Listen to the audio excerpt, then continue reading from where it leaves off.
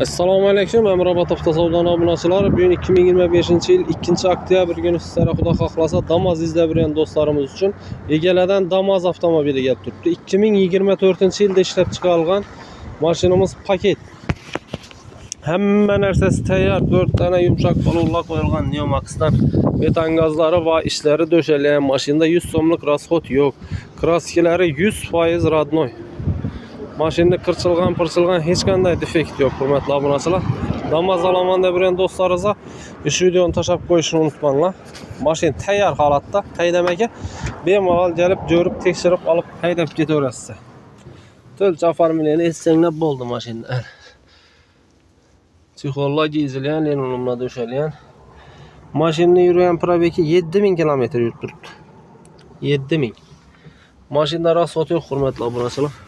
Maşinni to'lcha haydaysiz. Hurmatli obunachilar, buni bahosini keladigan bo'lsak, bahosi 88 million so'm pul bo'lsa haydab ketaver ekansiz buni, xudo xohlasa.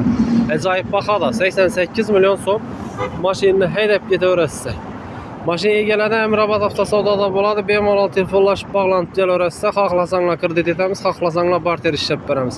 Nomerlarimizni profilda qoldiramiz. E'tiborlaringiz uchun katta rahmat.